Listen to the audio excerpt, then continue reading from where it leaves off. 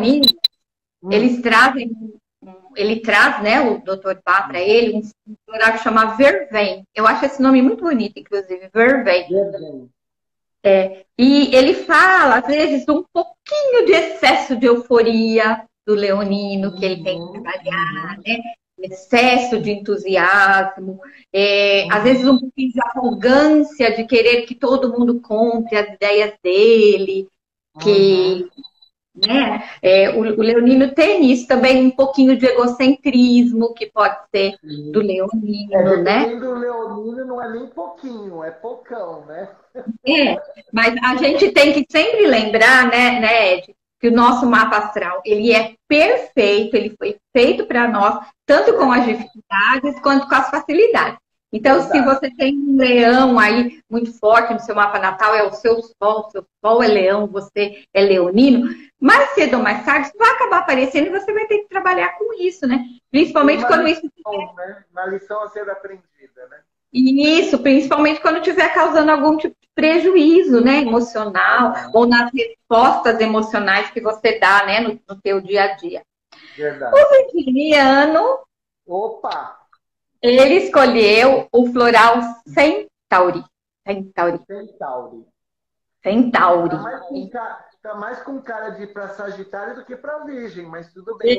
Mas é de virgem. E esse floral, ele fala do excesso de autocrítica do virginiano. Que às vezes, né, pode, assim, um excesso de um detalhismo exagerado, né, uma obsessão pelo trabalho, de repente uma busca pela perfeição, que pode trazer uma rigidez, pode trazer um cansaço, pode deixá-lo até, assim, até se afastar um pouco das pessoas em função do trabalho. Então, porque método é com o virginiano, né?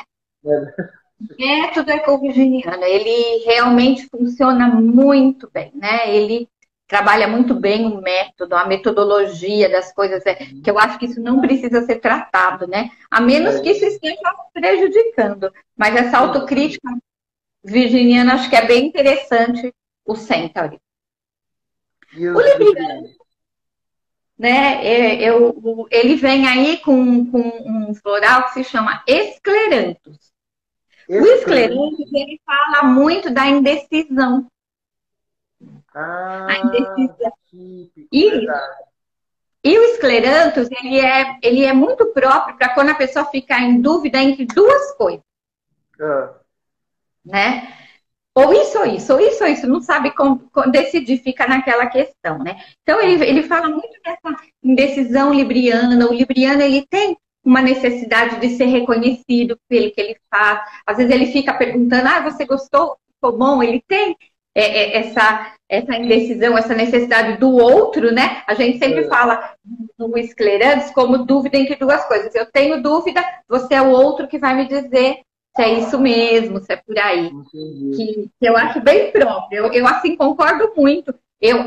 Eu sigo exatamente do jeito que o Dr. Bá escolheu. Mesmo porque tem outras opções que vão ser coadjuvantes com tudo isso. Mas o Escleranthus para o Libra, eu acho perfeito. Assim. Ele fala também da inconstância libriana, ele fala um pouco do desânimo que às vezes causa. E eu achei muito próprio, muito, muito perfeito, né? E chegando a vez dos escorpianos, né? Que é o Chicory. O Chicory, que é a própria, o que nós temos aqui, a chicória, né? A flor da chicória.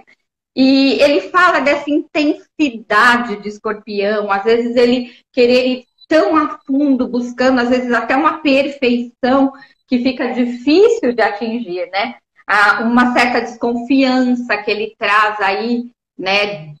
Sem às vezes perceber, um tiquinho de intolerância, às vezes, um radicalismo, às vezes até com ele mesmo, né? Então, ele vem trabalhando isso tudo de forma bastante efetiva. A gente fala, né, que os escorpianos, eles são os grandes curadores, né? Então, eles são ótimos para achar defeitos.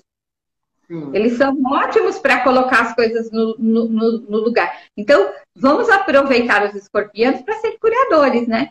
Eu vou dar o exemplo da minha filha, ela é escorpiana e eu acho que ela seria uma excelente curadora, porque é atenção aos detalhes, é o aprofundamento, essa intensidade. Então, acho que eu pessoalmente não tenho nenhuma restrição com o signo de escorpião, acho ele excelente. O ciúme também, né? Falando em escorpião, também, né? Cura ciúme, sim.